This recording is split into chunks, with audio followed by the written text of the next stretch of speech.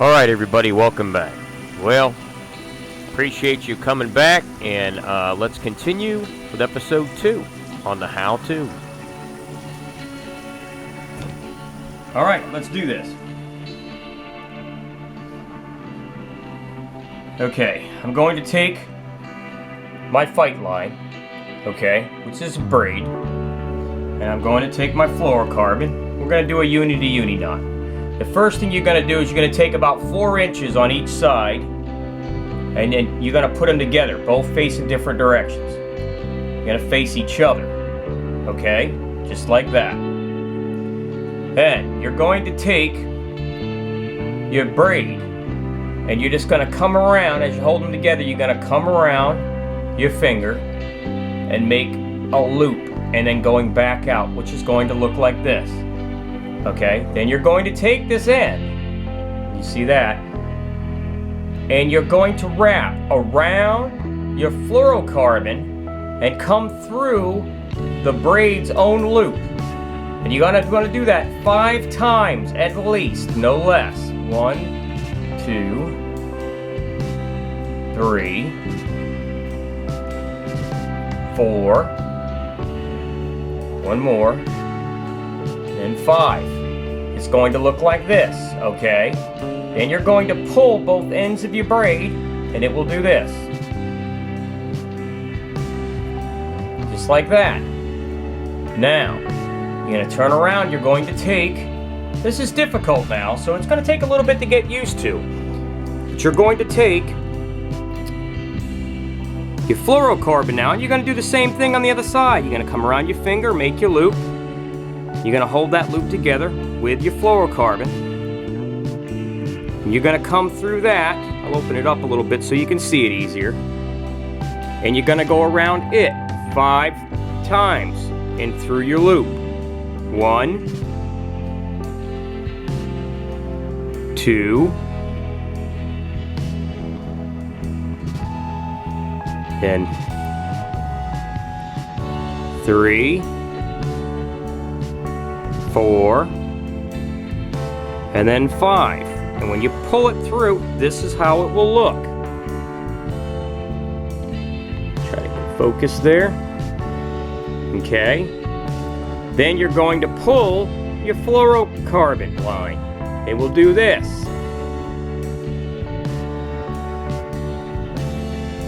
It's going to slowly but surely knot up when you pull it taut.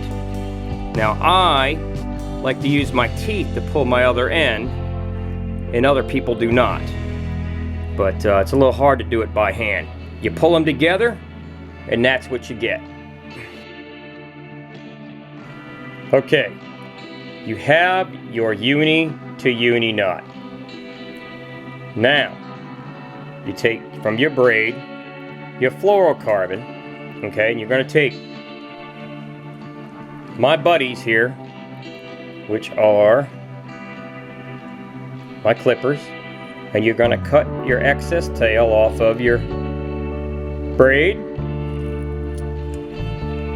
and then you're going to come around and cut the excess little tail off of your fluorocarbon, leaving 2 little nubs like that. Okay, then you're going to take that and you're going to come. Now what I do is, a lot of people tie directly, okay, to their jigs. I don't. Now you can do that if you like, whatever knot you like. You tie directly to your jig of any type, right to the tip, okay?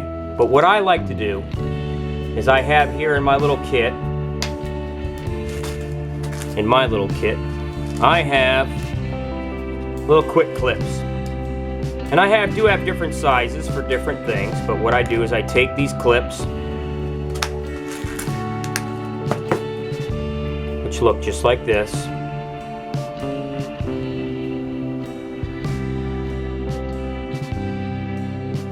and I take them and I tie them on. Now you can use whatever knot you like. That's why I make my extra lead. You can use your polymer or whatever you like.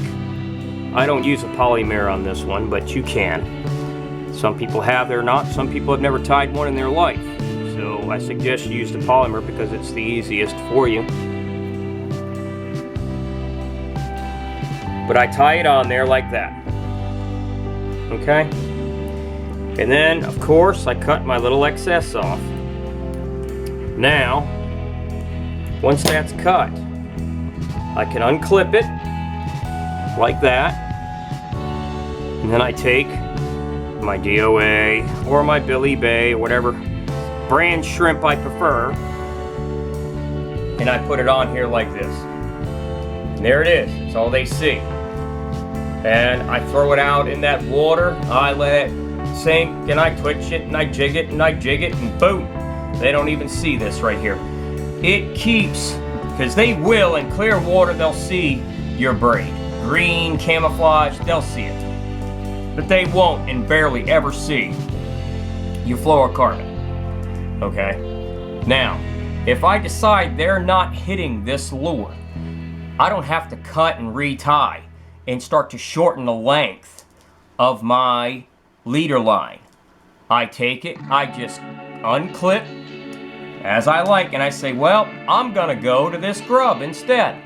I'm gonna throw this opening night, which is one of my favorites, and I'm going to put it on there, and I'm going to toss this. If I feel as though this is not working, I can just keep going. Different sizes, different techniques. I can go to crankbaits if I like. All different types of styles, including I can clip on directly to a hook, throw a live mud minnow on there, and free flip a live mud minnow, which are other techniques we can get into in the future, including live shrimp. When I'm up in the grass, a lot of times I'll take and I'll clip right to a shrimp hook, and I'll throw a live shrimp on there, and I'll free flip that in the flats, in the grass, and twitch that shrimp. And I'll show you in the future how to hook those live shrimp and keep them alive, where you can make them look like they're the ones jumping around.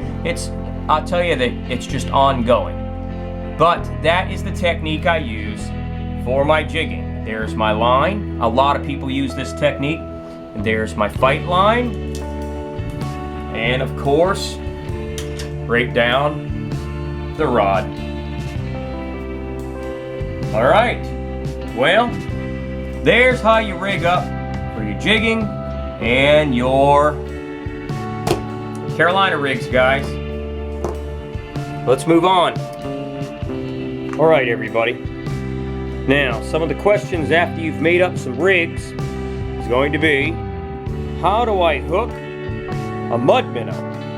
Well, let me show you real quick. We're not going to use real mud minnows here. This is a mud minnow jig. Looks just like a mud minnow, doesn't it? Pretty fancy. Well, let's pretend this hook is not here, okay? This is the nose of your mud minnow. You're going to take your Carolina rig, there's your swivel, of course it's going to be hooked up to your line and your weight. Coming from underneath, okay, you're going to take it, and you're going to come right up under the nose, the jaw, right here, okay, and you're going to come through both flips, out through the top, and over. Always make sure you're in the up position. That mud minnow will swim free like this, okay? That way, mud minnows are going to stay upright. If they're upright, like this, that way you can drag them along, they're going to swim around. They do not hook the ground. If that was like that, you hook the ground, the mud minnow gets stuck. You'll pull the mud minnow around, or you have him in the current, he's going to stay there swimming like this, and your hook will stay upright. That fish will come by, grab that mud minnow, swallow that hook, or if you're unlucky, the bluefish will come by and bite the whole back of the tail off the mud minnow, and you'll have just a little head sitting there. Those little tail biters do it all the time. But anyway, that is for flounder, red drum, trout. That's how you hook it, okay? All right, now let's go on to live shrimp. Everybody has a question. How do you hook a live shrimp and keep them alive? Well, I'm going to show you. All right. An imitation shrimp. We're not going to use live shrimp, but let's just pretend this is alive, okay? You're going to take your shrimp. It's a live shrimp. All the shrimp's internal organs are under the carapace here. Then you have your tail, which is your muscle and a bloodline, okay?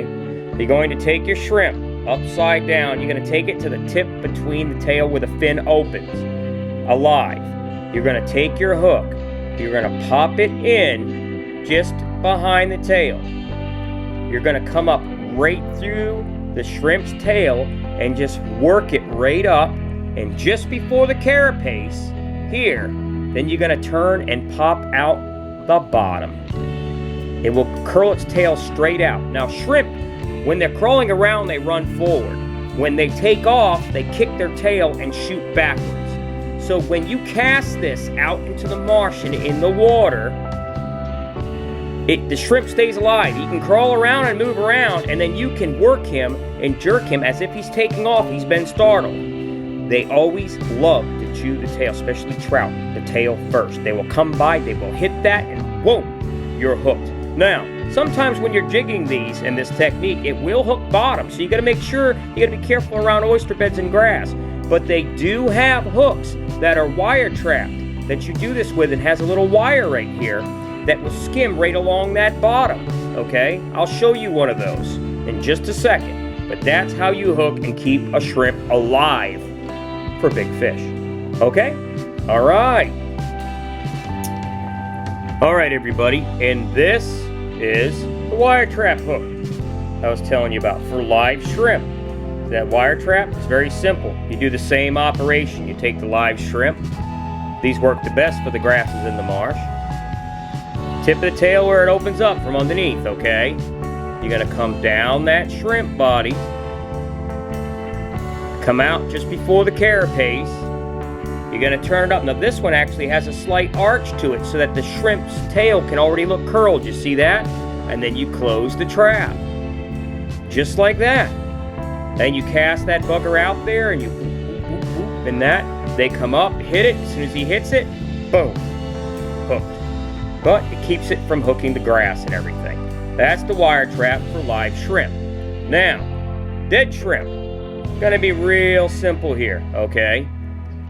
A lot of people use frozen shrimp. You buy it at the pier and you buy it at all those places. Well, let's just make this simple. Frozen shrimp looks like this. It's missing the body. So, this is what you end up with. There you go. There's your frozen shrimp. It's nothing but a tail, right? Okay. So you're going to take that, and you take your frozen shrimp, and you hook it the same way as if it's bait. A lot of people, you take your frozen shrimp, you're going to take your bait hook, okay, and you're going to come in right through the tip of the tail. You're going to come around, you're going to curl that piece of frozen shrimp up, right down the body, and come out the heavy meat in the curl. And the reason why you want to do that is they always go for the fat meat first. They're not going to chew the crispy hard tail, okay? They're going to come over here, they're going to grab it, and they're going to bite it. Pinfish, all types of things, flounder, they grab right here, swallow it, pull it up, and pow, you got them. And that's how you want to hook it, stays on the hook. Now, of course, the better quality hook, the better you're going to hook them. But that's how you hook your frozen shrimp, just like that. If it's a big piece of shrimp, then you come out halfway down, leave the meat tail here. They'll pick it up. If it's a big fish, they'll swallow the whole thing anyway. They're going to engulf it. They're not even worried. The smaller fish, they're a little bit more particular. But tail biters, that's what you get with frozen shrimp. Okay, that's how you hook your frozen shrimp. All right, guys, you got that? Let's move on. All right, everybody, last but least, let's say this is a Manhattan spot pinfish. Let's just pretend for a second, okay? Now, cut bait. You're going to take your knife. You're going to cut the head off here. Then you're going to cut quarters or halves. 1, 2, 3. And how you're going to hook it, called chunked fish, okay, is you're going to take your circle hook and you're going to come, if this is missing and this is missing, this piece here, you're going to come right through behind the fin, right through the top of the back, and out the other side like this. Okay? Now I'm using a big hook here so you can see it clearly.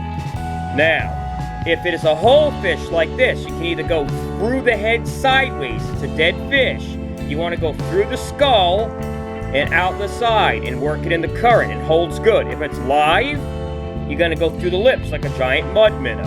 Okay, so it can swim freely. Or a tail chaser. If it's a tail chaser and you want him to swim forward, you hook right through the tail. Don't go through the spine, just above the spine, out through the tail and out the other side, he'll swim around. If you're cutting it in fillets, you cut behind the head and come down and fillet down the body, You fold the fillet in half and you hook through both halves and it makes a flutter action in the water. Okay, that's how you hook your cut bait, frozen or live. As far as finger mullet, pinfish, menhaden, stuff like that, that's how it's going to be. Alive, you're going to hook it through the nose. Dead, through the skull for a whole fish. Okay, or through the top of the spine for dangling, especially if you're dropping off a bridge. But I prefer, since it's running water, you want to do the head shots. Cut, you want to cut it in chunks, hook it through the spine, right underneath the spine, and right out of the back.